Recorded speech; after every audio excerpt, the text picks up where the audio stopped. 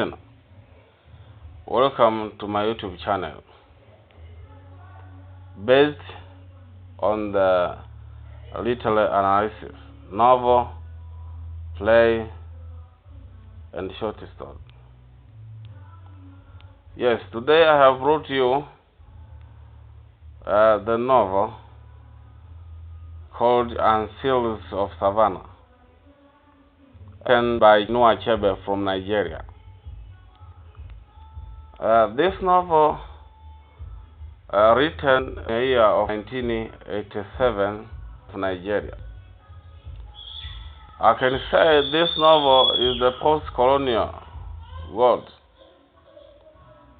Anthills of Savannah is a world like that of a man of the people. The novel is set in a backward West African state called Kangan and concerns three English-educated friends who, after military coup, abruptly find themselves in the roles of president, commissioner of information, and editor of the nation's principal newspaper, and friends no longer.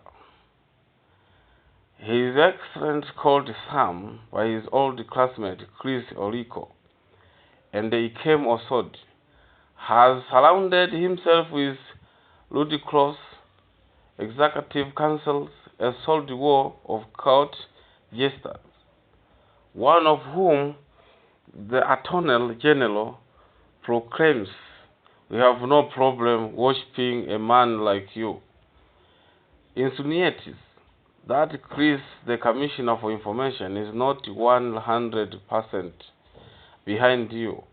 Added to Sam's fear of betrayal is his anger at the failure of Amazon province, the home of his classmate Ikem, to approve a referendum to make him president for life.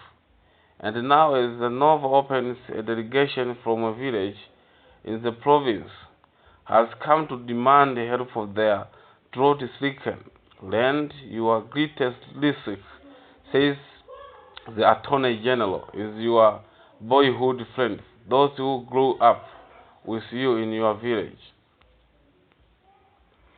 And how true this is, for Ikem, now editor of the National Gazette, is crusading poet, journalist who, in scathing editorials, opposes the circus, like public execution in Kangan, as well as Sam's personal bids for deification by having his face placed on the national calends.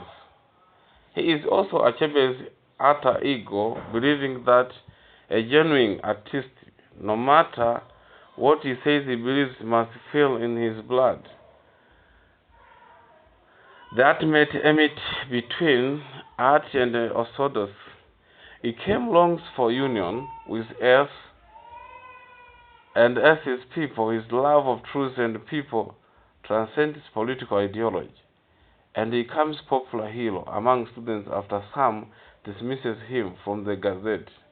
In such at the University of Bath, his passion rises to the level of poetry.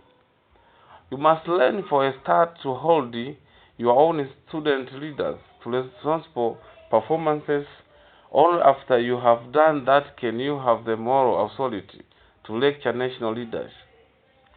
I suit too much, parroting too much, reputation of half-digested radical rhetoric revolution are betrayed just as much by stupidity, incompetence, impatience, and precipitate action as by doing nothing at all.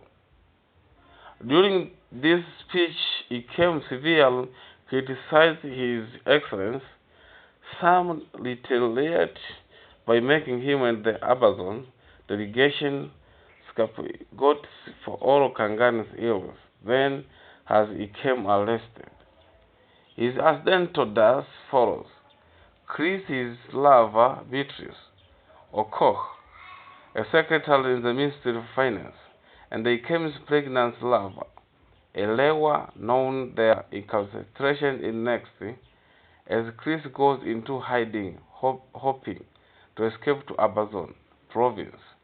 Achebe's novel achieves near unhippable suspense as the entire country collapses into sudden revolt, midnight raid by some secret police, the State Research Council, and the coup d'etat, as in Shakespeare's portrayals of the endless succession of kings to the throne. Achebe shows African revolutions as a tragic, surreal cycle of the powerful and self-serving devouring each other, with the people and their wisdom untouched. Considered in terms of Achebe's body of work, and series of Savannah replies familiar scenarios. There are seems, however, to have been a maturing of his perceptions about politics and the human condition. The novel's only flaw in Achebe's unwillingness to feel develop somber entering as lows into his heart as does Ikem's Chris and Beatrice.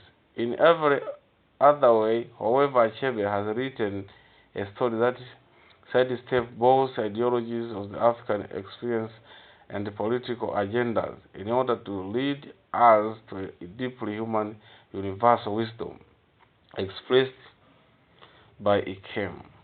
He always takes the precaution of invoking the people's name in whatever we do, but do we not at the same time make sure of people's absence, knowing that if they were not appear in person, their scarecrow presence in confronting our appeals, invocations would render our word to absence, even for sensibility as robust as ours. My dear listener, that's the short summary of this novel and series of Savannah by Chinua Achebe from Nigeria. Okay, the title of this novel and series of Savannah, it is a symbolic title. That's why the word Anthills of Savannah, as I said, it is a symbolic or ionic title because it talks about the corrupt government. And that's why the main themes of this novel is all about the issue of corruption and the responsibility of readers, selfishness of readers, and the issue of betrayal among readers. And also, apart from the themes of corruption, also we see the themes of classes between the government and the citizen. And also we see the theme of classes, and also the theme of poverty, especially the lower people. And I said the setting of this, the main setting is from Nigeria, after independence of Nigeria. And the style or technique employed by Chinua Achebe in his novel is the use of narration. We see the story is narrated by the author.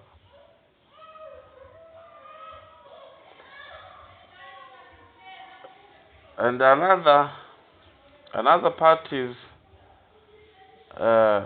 plot, and the plot used by Chinua Achebe is chronological plot, and there are some few flashbacks employed. And also we see the sum of characters employed by Chinua Achebe came the characters employed by the author: Chris, Beatrice, and the other characters. And also the use of things, language use. Also Chinua Achebe employed the full of the images. When you read the novel, you create a mental picture about the events which narrated by the author. And also the use of symbolisms. Example, the title itself is a symbol. Anthills stand to represent the countries. And also Anthills, and also another symbol of Anthills is a symbol of the country, as I said, and also is a symbol of the Nigerian people, and also is a symbol of two classes, which is government and the lower class.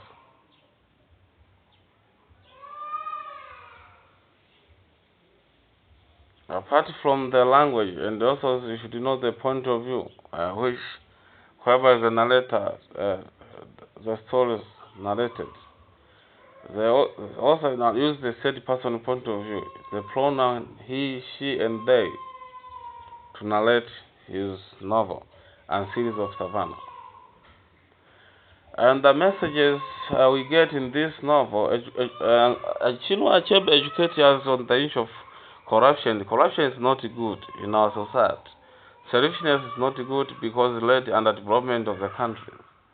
The issue of classes is not good. If we want to develop our country, we should unite together and to avoid the classes. And the issue of poverty, Chinua Achebe educates us the government and the citizens should struggle against the poverty. That is the message. Also, another part or element is conflict. Chinua Achebe reveals different conflicts, but the main conflict in this novel is political conflict between the government and the citizen. And also there is a conflict, economic conflict, especially the lower class struggle against poverty, and while the government undermines the lower class. And also there is a social conflict between the citizens and the leaders. Apart from the conflict, and also you should know the relevance, this novel and series of Savannah is still relevant to today because there is an issue of corruption is still a challenge in our society. The issue of selfishness of leaders still a challenge, and the issue of poverty classes still exists in our society. Dear listeners, I have reached the end of this novel and series of Savannah, which is written by Chinua Achebe from Nigeria. Don't forget to subscribe, like, share, and comment below this video. Thank you for listening to me. Thank you for listening to me. My name is Teacher Kaligo Dotto Njige, or Teacher Kadonji, the Manju of Literature and the Young African Writer, the word analyst from Shinyanga, Tanzania, East Africa. Thank you.